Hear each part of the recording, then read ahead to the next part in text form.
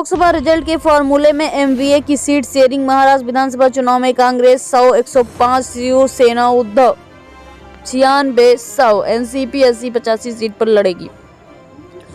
कांग्रेस प्रदेश अध्यक्ष नाना पटोले ने सोमवार को कहा कि महाराष्ट्र विधानसभा चुनाव के लिए कांग्रेस की पहली लिस्ट मंगलवार को घोषित की जाएगी। महाराष्ट्र विधानसभा चुनाव 2024 के लिए राज्य की 288 सीटों के लिए मंगलवार को महाविकास अघाड़ी एमवीए की सीट शेयरिंग तय की गई है। रूस में द्विपक्षीय बातचीत से पहले मोदी पुतिन गले मिले। पीएम बोले, रूस यूक्रेन जंग केवल बातचीत से रुकेगी, भारत इसमें हर मदद को तैयार। प्रधानमंत्री नरेंद्र मोदी ब्रिक्स समिट में शामिल होने के लिए मंगलवार को रूस के कजान शहर पहुंचे। यहां उन्होंने रूसी राष्ट्रपति पुतिन के साथ द्विपक्षीय बातचीत की। इस दौरान दोनों नेता एक दूसरे से गले मिले। पुतिन ने कहा, हमारे संबंध इतने अच्छे हैं कि आप मेरी बात बिना ट्रांसलेटर के भी समझ सकते हैं। कलेक्ट्रेट पर चल रहा है किसानों का धरना, 9वें दिन समाप्त। हाई पावर कमेटी की रिपोर्ट सार्वजनिक पर निर्णय लिया गया है। ग्रेटर नोएडा के जिला कलेक्ट्रेट पर संयुक्त किसान मोर्चा चल रहा है। धरना पर हाई पावर कमेटी की रिपोर्ट सार्वजनिक होने के बाद मामला समाप्त हुआ। अब किसान हाई पावर कमेटी की समीक्षा करेंगे, आगे की रणनीति तैयार।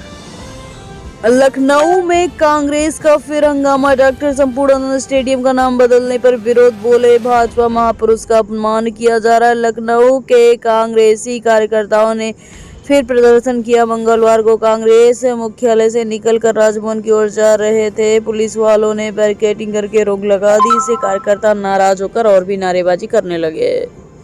साइक्लोन दाना 25 अक्टूबर को उड़ीसा बंगाल से टकराएगा। भारी बारिश से कर्नाटक, तमिलनाडु में बाढ़। बेंगलुरु में अंडर कंस्ट्रक्शन बिल्डिंग ढही, एक मजदूर दर पे चित हो गया। बंगाल की खाड़ी से उठने वाले समुद्री तूफान से दाना 25 अक्टूबर को ओडिशा और पश्चिम बंगाल से टकराएगा। मौसम विभाग आईएमडी के महानिदेशक मृत्युंजय महापात्र ने बताया कि इसका सबसे ज्यादा असर ओडिशा में देखने को मिलेगा। हालांकि इसका असर अन्य राज्यों में भी देखने को मिलेगा।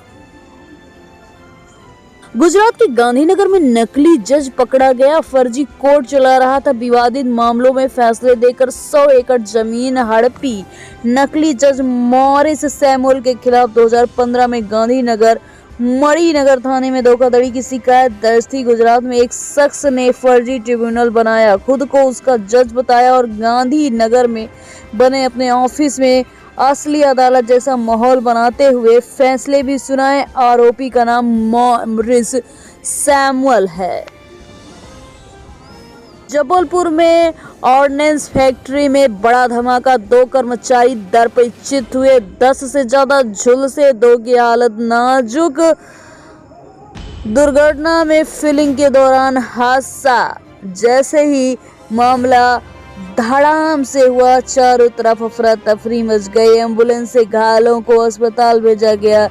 जबलपुर के ऑर्डिनेंस फैक्ट्री खमरिया में मंगलवार को सुबह भीषण धमाका हुआ। इसमें 2 कर्मचारी दर पे चित रह गए। फूड डिलीवरी कंपनी जोमेटो का मुनाफा 388 बढ़ा, 36 करोड़ से 176 करोड़ रुपए। जुलाई सितंबर तिमाही में रेवेन्यू 68% बढ़ा।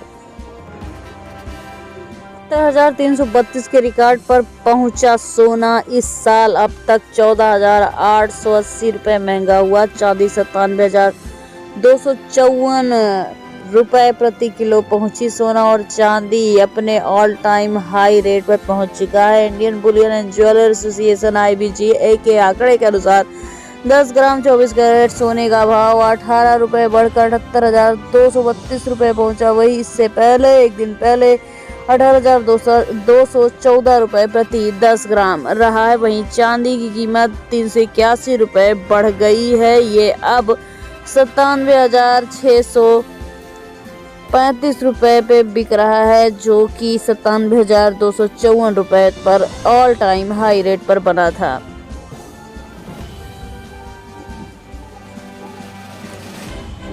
अब इंडिगो विस्तारा AI की 50 फ्लाइट में धमाके की धमकी। 8 दिन में 170 से ज्यादा विमानों को धमकियां। सरकार बोली सख्त कानून लाएंगे।